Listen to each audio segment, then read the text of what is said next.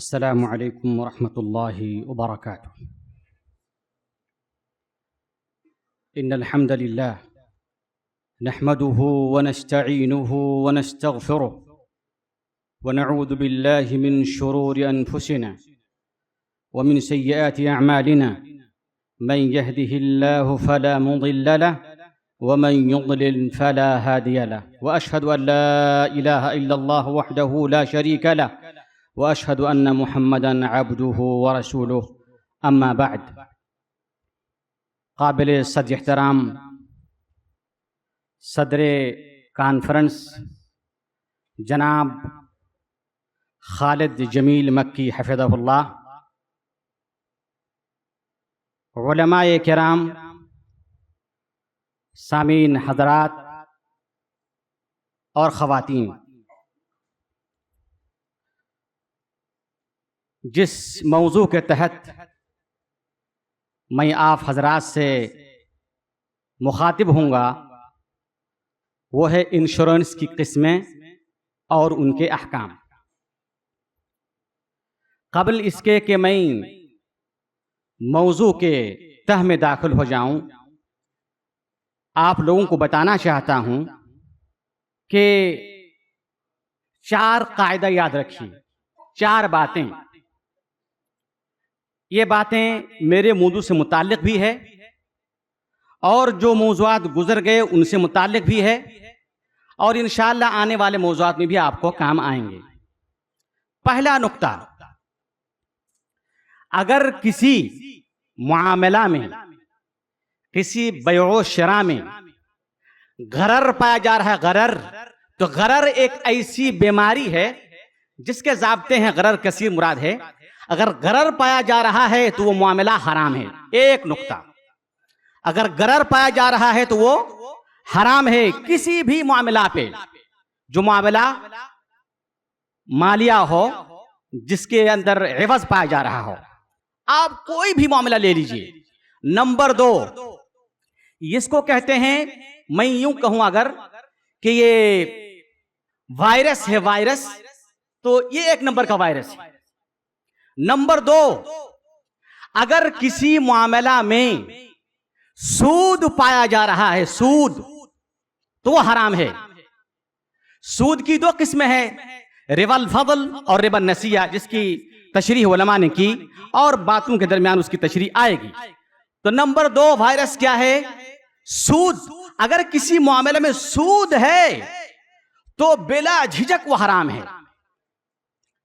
Number 3، اگر کسی معاملہ میں جوا پایا جا رہا ہے یا وہ معاملہ جوا پر مبنی ہے تو وہ معاملہ حرام ہے، وہ معاملہ حرام ہے۔ لہذا 1 نمبر غرر، نمبر 2 ربا الفضل، نمبر 3 ربا النسیہ، نمبر 4 جوا۔ یہ 4 چیزیں ہیں، میں اور چیزیں ہیں مگر ان 4 چیزوں کا ذکر اس لیے کر رہا ہوں کہ اس کی آپ کو ضرورت پڑے گی میرے خطاب میں اور دیگر لوگوں کے خطاب میں۔ یہ 4 باتیں کم سے کم خلاصہ لے کے جائیے، جیب میں رکھیے، ہمیشہ رکھیے 4 باتیں۔ اب آئیے، جو دنیا ترقی کرتی گئی، بیع و شراء کے شکلوں میں اضافہ ہوتا گیا، اس لیے کہ دنیا میں مال کی محبت انسان کے دل میں ایک طبیعی چیز ہے۔ انسان مال سے محبت کرتا ہے اور کمانے کی کوشش کرتا ہے، مگر ہماری شریعت نے ہم کو واضح نظام دیا ہے کہ مال کمانے کا طریقہ جو حلال ہے اسے اختیار کرو اور جو حرام طریقہ ہے اسے چھوڑو، تبھی نجات ملے گی۔ چونکہ آج کا موضوع انشورنس ہے، اس کا حکم بیان کرنے سے پہلے آپ کو جاننا ہے کہ انشورنس ہے کیا چیز۔ اس لیے کہ اگر آپ اس چیز کو نہیں جانیں گے تو اس کا حکم کا پتہ آپ نہیں کر پائیں گے۔ فقہائے کرام کے ہاں ایک جملہ بہت مشہور ہے، الحکم علی الشیء فرع عن تصورہ۔ کسی بھی چیز پر حکم لگانے سے پہلے اس کی حقیقت، اس کے خد و خال، اس کی معرفت کا ہونا ضروری ہے، تبھی آپ اس پر حکم لگا سکتے ہیں۔ انشورنس یہ انگریزی لفظ ہے، عربی میں اس کو تأمین کہا جاتا ہے، اور اردو میں سنسکریت لفظ بھیمک سے مشتق بیمہ کا لفظ استعمال ہوتا ہے۔ اس کا معنی ہے یقین دہانی کرانا، تحفظ فراہم کرنا اور ضمانت دینا کسی کو۔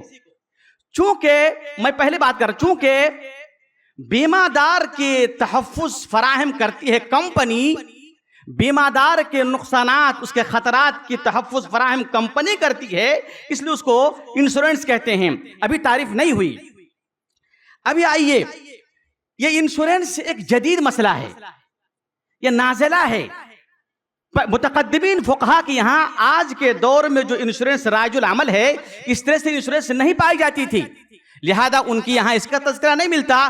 لیکن سب سے پہلے ابن عابدین رحمہ اللہ 1252 ہجری میں جس کی وفات ہوئی ہے، انہوں نے اس کا تذکرہ کیا۔ اس کی وجہ یہ ہے کہ یہ لوگ اسلامی ممالک میں مسلمان عام طور پر رہتے ہیں، اور اسلامی ممالک میں کتاب اللہ اور سنت رسول کی بالادستی ہونے کی وجہ سے فتنوں کا سراغ ان ملکوں میں نہیں ملتا ہے، لہذا بعد میں داخل ہوا۔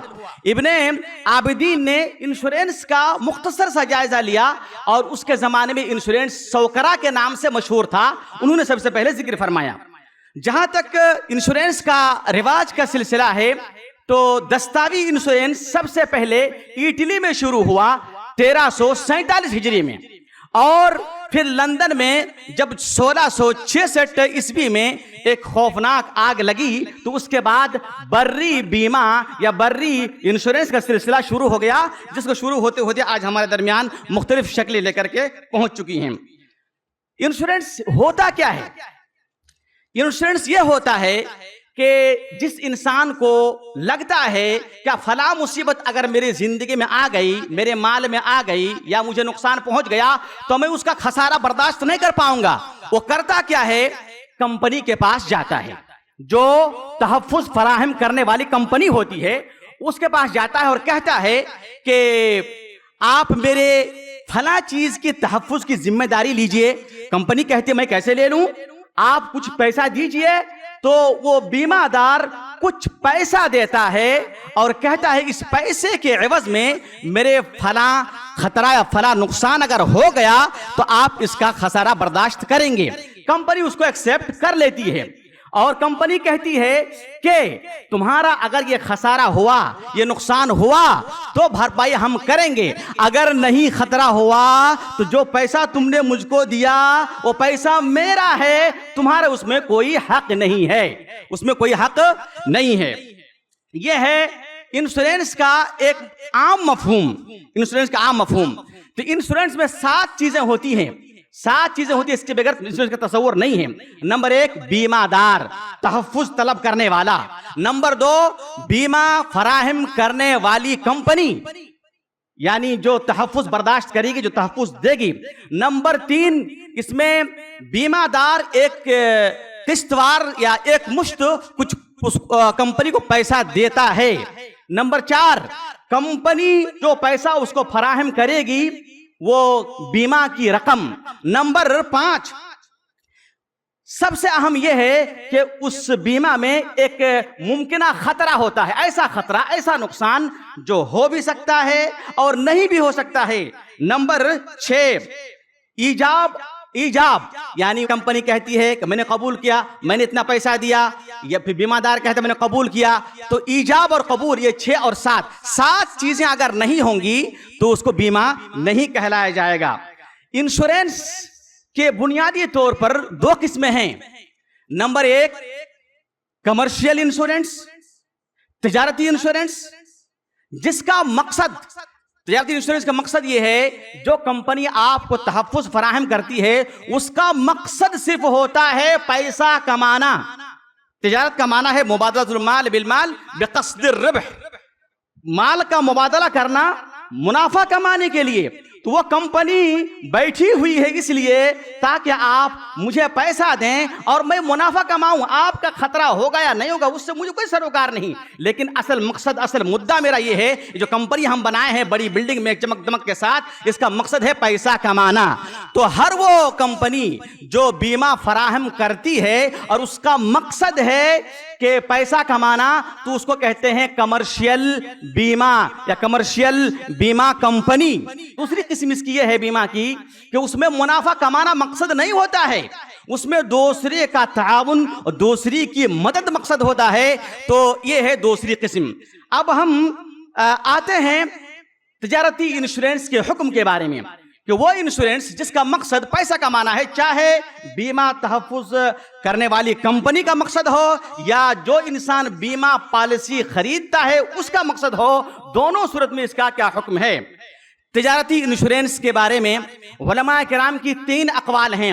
پہلا قول یہ ہے کہ یہ جائز ہے، یہ بالکل جائز ہے، اور وہ دلیل پکڑتے ہیں، کہتے ہیں الاصل فی المعاملۃ الحل، معاملہ کا اصل کیا ہے؟ حلال ہے، جب تک کوئی دلیل نہ ہو۔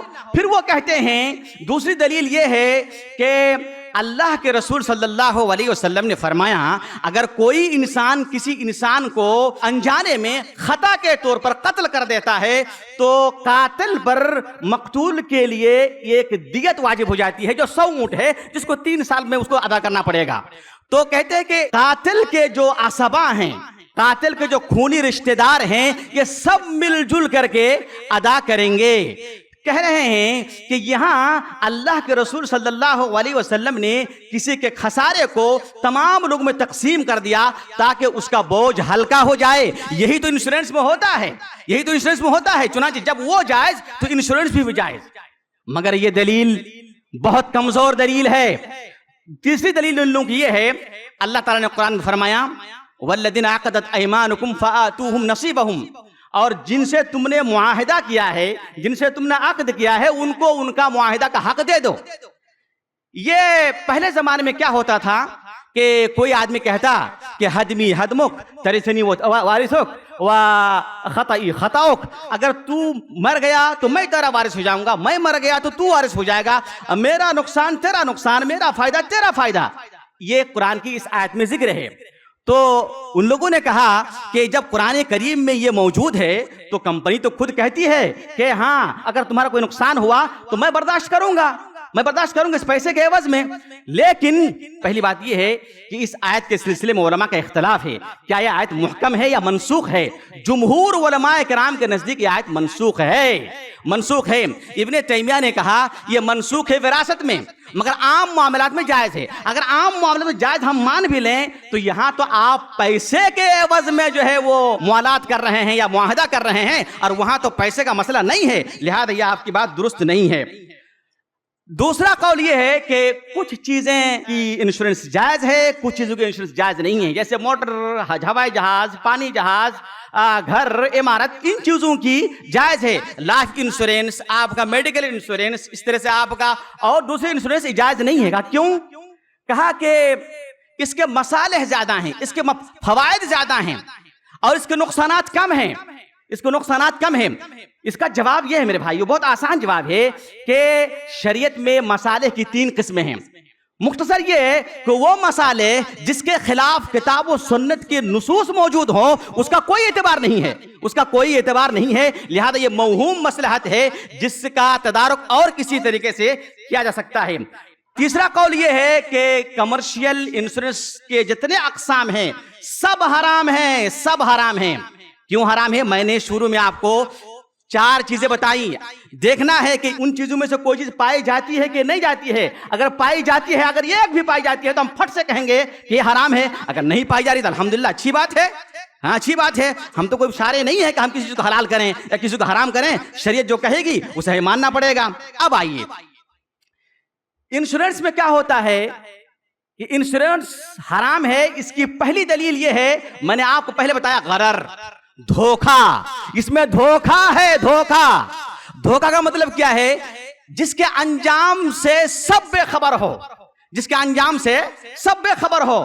یعنی جب معاہدہ طے ہوتا ہے تب بیمہ دار کو بھی معلوم نہیں کہ مجھے کتنا پیسہ ملے گا، کمپنی کو بھی معلوم نہیں کہ مجھے کتنا پیسہ ادا کرنا پڑے گا، ہاں، اور یہ بھی معلوم نہیں کہ جس نقصان کی وجہ سے ہم بیمہ کر رہے ہیں کیا یہ نقصان واقع ہوگا یا نہیں ہوگا، غرر نہیں ہے۔ چنانچہ رسول اللہ صلی اللہ علیہ وسلم نے وہ معاملہ جس میں غرر ہو اس سے منع فرمایا ہے، جیسا کہ حدیث میں ہے، نہا رسول اللہ صلی اللہ علیہ وسلم عن بیع الحصاد وعن بیع الغرر، اللہ کے رسول نے کنکری والی بیع اور ہر وہ معاملہ، ہر وہ بیع، ہر وہ خرید و فروخت جس میں غرر ہو اس کو حرام قرار دیا ہے، اس سے روکا ہے۔ لہذا پہلی بیماری یا پہلا وائرس اس کے اندر موجود ہے، وہ ہے، اس کا نام ہے غرر، لہذا غرر کی وجہ سے یہ حرام ہے۔ نمبر 2، انشورنس میں سود کی دونوں قسمیں پائی جا رہی ہیں، سود کی دونوں قسمیں، یہ بہت بڑا وائرس ہے، یہ بہت بڑا بات، جہاں داخل ہوگا سب کو ڈیلیٹ کر کے رکھ دے گا، وہ حرام ہے۔ اس طرح سے کہ بیمہ دار نے مثال کے طور پر 5,000 روپیہ بیمہ کمپنی کو ادا کیا، اب اگر نقصان نہیں ہوا یا اگر نقصان ہو گیا تو بیمہ کمپنی اسے کتنی ادا کرے گی؟ معلوم ہے؟ نہیں معلوم ہے۔ ہو سکتا ہے اس کو برابر ادا کرے یا ہو سکتا ہے اسے زائد ادا کرے۔ اگر کمپنی زائد ادا کرتی ہے، میں نے 5,000 دیا، حادثہ ہو گیا، اب کمپنی پر واجب ہے کہ وہ 10,000 دے، خسارہ 10,000 کا ہے، تو ہم نے 5,000 کے بدلے میں کتنا لیا؟ 10,000 لیا۔ اس میں ربا کی دونوں شکلیں ہیں، ربا الفضل ہے، یعنی 5,000 دے کر کے ہم نے 10,000 لیا، ربا الفضل ہے، اور ربا النسیہ اس لیے بھی ہے کہ ہم نے دیا تھا 5 مہینہ پہلے اور ہم کو مل رہا ہے 5 مہینے کے بعد، لہذا یہ 3 وائرس پائے گئے۔ اب آپ لوگ بتائیے اس کا حکم کیا ہے؟ بالکل ناجائز ہے۔ اب آئیے چوتھا وائرس اس میں وہ یہ ہے کہ یہ جوا پر مبنی ہے، مکمل جوا پر مبنی ہے۔ جوا کس کو کہتے ہیں؟ جوا کہتے ہیں کہ معاہدہ کرنے والے کی منفعت کسی ایسے واقعے سے مربوط ہو جس کا ہونا نہ ہونا یقینی نہ ہو، یقینی نہ ہو، جس کا ہونا نہ ہونا یقینی نہ ہو، ما دار بین الغلم والغرم، ایسا معاملہ جس میں نقصان بھی ہو سکتا ہے فائدہ بھی ہو سکتا ہے۔ جیسے مثال کے طور پر 2 آدمی کھیل رہے ہیں، کہہ رہے ہیں جو جیتے گا اس کو اتنا پیسہ ملے گا، ہارے گا تو مجھ کتنا پیسہ دے گا، بہرحال تو اس کو کہتے ہیں جوا۔ اور یہ انشورنس میں جوا بالکل مکمل طور سے پائی جا رہی ہے، لہذا یہ انشورنس حرام ہے، اس کے جواز کا کوئی راستہ نہیں ہے۔ یہ کمرشل انشورنس کے بارے میں بات تھی۔ کمرشل انشورنس کی موٹی موٹی قسموں میں سے 3 قسم میں بیان کروں گا۔ Number 1 life insurance. Life insurance, اب لائف انشورنس کا معنی کیا ہے؟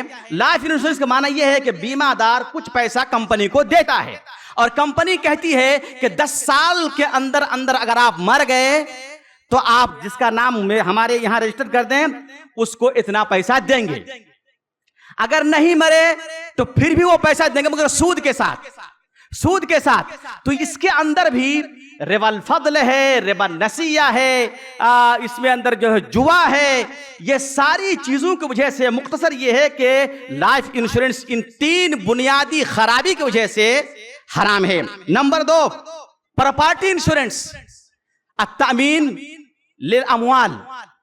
بیمہ دار کمپنی کے پاس جاتا ہے اور کہتا ہے کہ میری گاڑی ہے، میرا گھر ہے، میری عمارت ہے، میرا جہاز ہے یا میرا کارخانہ ہے، میں 10 سال تک کے لیے اس کا انشورنس کرنا چاہتا ہوں۔ انشورنس کیا ہوتا ہے؟ بیمہ دار اس کو ایک رقم ادا کرتا ہے اور کمپنی یہ معاہدہ کرتی ہے کہ اگر 10 سال کے اندر تمہارے کارخانے میں کوئی نقصان ہو گیا، جل گیا یا اور کچھ ہو گیا تو اس کی بھرپائی میں کروں گا، اس کی بھرپائی میں کروں گا۔ اگر نقصان نہیں ہوا تو آپ نے جو پریمیم مجھے دیا تھا وہ اس میں سے آپ کو 1 چونی بھی نہیں ملے گی۔ تو اس میں غرر ہے، جوا ہے اور ربا الفضل ربا النسیہ دونوں ہے، اس لیے کہ اگر واقع نقصان ہو گیا اس کو بہت زیادہ پیسہ ملے گا۔ اس میں تیسری قسم یہ ہے third party insurance. Third party insurance یہ بھی تجارتی انشورنس کی قسم ہے۔ وہ کیا ہے؟ وہ یہ ہے کہ آپ کے پاس گاڑی ہے، آپ بیمہ کمپنی کے پاس جاتے ہیں، بیمہ کمپنی سے کہتے ہیں کہ دیکھیے اگر میری گاڑی سے میں نے کسی کو ٹھونک دیا اور اس گاڑی کا تاوان مجھے بھرنا پڑا تو میں نہیں بھروں گا، آپ اتنا پیسہ لیجئے، اور نقصان اگر ہو گیا تو آپ بھریں گے، میں نہیں بھروں گا۔ ٹھیک ہے، ٹھیک، کوئی بات نہیں ہے۔ تو اب یہ بتائیے اس کا گاڑی کا ٹھوکنا یقینی ہے؟ یقینی نہیں ہے، ہو سکتا ہے ٹھوکے، ہو سکتا ہے نہ ٹھوکے، ہو سکتا ہے وہ کسی کو نقصان پہنچائے، کسی کو نقصان نہ پہنچائے۔ تو اگر نقصان پہنچایا تو کتنے مقدار کا نقصان پہنچایا؟ 10,000 کا، 20,000 کا، 30,000 کا۔ میں نے دیا ہے 500 روپیہ، پتہ چلا کہ میں نے 20,000 کا نقصان کر دیا اور کمپنی 20,000 دے گی تو ہم نے 500 کے بدلے میں 20,000 لیا۔ یہ تو پھر بالکل ربا الفضل بھی ہے، ربا النسیہ بھی ہے۔ دوسری بات یہ ہے میں ٹھوکوں گا یا نہیں ٹھوکوں گا، یا مجھ سے نقصان ہوگا یا نہیں ہوگا، یہ پتہ نہیں ہے، لہذا یہ غرر میں آتا ہے اور جوا میں بھی آتا ہے۔ اسی طرح سے میڈیکل انشورنس۔ میڈیکل انشورنس میں کیا ہوتا ہے کہ اگر میں بیمار ہوا 5 سال کے اندر تو آپ کو میرا علاج کرنا پڑے گا۔ یہ بھی غرر، ربا الفضل، ربا النسیہ اور جوا، چاروں قسم کے وائرس کی وجہ سے یہ حرام ہے۔ ایک اہم نقطہ وہ یہ ہے کہ غیر کمرشیل انشورنس جس کو التامین التعاونی کہا جاتا ہے، التامین التعاونی یہ جائز ہے۔ اس کی صورت کیا ہے؟ بہت سارے باتیں تھیں مگر اختصار کے ساتھ یہ ہے، اس کو بیان کرنا بھی ضروری ہے، وہ یہ ہے کہ 10 لوگ یا 20 لوگ اکٹھا ہو جائیں اور سب کوئی پیسہ جمع کرے ایک فنڈ میں، اس نیت سے کہ یہ پیسہ میرا دینے کے بعد میرا پیسہ نہیں ہے، صدقہ ہے۔ اب ہم میں سے 20 لوگوں میں سے جس کو بھی نقصان پہنچے گا اسی پیسے سے اس کی بھرپائی کی جائے گی، اس کو کہتے ہیں التامین التعاونی۔ یہ تامین التعاونی جائز ہے۔ اس کی دلیل یہ ہے، مسلم شریف میں ابو موسیٰ الاشعری کی ایک روایت ہے، اس کو پڑھ کر میں بات ختم کروں گا۔ اللہ کے رسول نے فرمایا ان الاشعریین اذا ارملوا في الغزو او قل طعام عيالهم بالمدینہ جمعوا ما كان عندهم في ثوب واحد ثم اقتسموا بينهم في اناء واحد بالسویہ فهم مني وانا منهم۔ کہتے ہیں کہ اشعری قبیلے کے لوگوں کی خاصیت یہ ہے کہ جب وہ لوگ کسی جنگ میں ہوتے ہیں یا مدینے میں ان کے اہل و عیال کے نان نفقہ کم پڑ جاتے ہیں تو ان کے پاس جو کچھ سب جمع کر دیتے ہیں، جمع کر کسی کے پاس 10 ہے، کسی کے پاس 20 ہے، کسی کے پاس 5 کلو ہے، 10 کلو ہے، جمع کرنے کے بعد پھر وہ لوگ آپس میں برابر تقسیم کر لیتے ہیں۔ تو بھائی میں نے تو جمع کیا تھا آدھا کلو، مجھے ملا 1 کلو، کسی نے جمع کیا تھا 1.5 کلو، اس کو ملا 1 کلو۔ تو یہ ہے تعاون۔ اس کا مقصد فائدہ کمانا نہیں ہے، فائدہ کمانا نہیں ہے۔ یہ مختصر انداز میں باتیں تھی میرے بھائیوں۔ اب ایک سوال ہے ہمارے ملک ہندوستان کے تعلق سے، اگر آپ پر انشورنس لازم کر دیا ہے اور جس چیز پر انشورنس لازم ہے اس کو لینا آپ کی حاجت ہے تو آپ کیا کریں گے؟ آپ کی ضرورت ہے، کیا کریں گے آپ؟ تو کیا ہم گاڑی خریدیں یا نہ خریدیں؟ تو اگر حکومت کی طرف سے انشورنس کرنا لازمی ہے، اجباری ہے، کوئی راستہ نہیں ہے اور اس گاڑی کی مجھے ضرورت ہے تو آپ انشورنس کر لیں، مگر انشورنس کے جب پیسہ آئے گا، اگر آیا تو آپ اتنی ہی مقدار میں پیسہ لیں گے جتنے مقدار کا پیسہ آپ نے جمع کیا تھا، اس سے زائد نہیں لے سکتے۔ اگر بالفرض شیخ سلیمان الروحیلی نے کہا اگر بالفرض آپ کو ضرورت پڑ گئی اور مکمل پیسہ لینا پڑا تو آپ قسط وار اس پیسے کو پھر ادا کر دیں، زائد رقم کو۔ لہذا اللہ تعالیٰ سے دعا ہے کہ اللہ رب العالمین ہم تمام کو حرام انشورنس سے بچائے اور حلال انشورنس کی توفیق عطا فرمائے۔ اس میں سے ایک بات دیکھیے میرے بھائیو، ہم مسلمان ہیں، ہمارا دین اسلام ہے۔ اللہ کے رسول نے فرمایا من ترک شیئا للہ عوضہ اللہ خیرا منہ۔ آپ یہ نہ سوچیں کہ انشورنس حرام ہو گیا تو ہمارا راستہ کیا ہے۔ اللہ کے رسول نے فرمایا اگر کوئی شخص اللہ کے واسطے کوئی چیز چھوڑتا ہے تو اللہ تعالیٰ اس کے لیے اس سے بہتر چیز کا بندوبست ضرور کرتا ہے۔ یہ میرا کہنا نہیں، رسول کا کہنا ہے، رسول کا کہنا بالکل سچا ہے۔ ھذا وصلی اللہ علی نبینا محمد وعلی آلہ وصحبہ وسلم۔ ایسے ہی فائدہ مند اسلامک ویڈیوز دیکھنے اور منہج سلف پر کتاب و سنت کی تعلیمات کو عام کرنے میں ہمارا تعاون کریں تاکہ آپ کے لیے ذریعہ نجات، جنت کے حصول کا سبب، ساتھ ہی مال میں برکت و اضافے کا ذریعہ بھی بنے۔ آمین۔ جزاک اللہ خیرن۔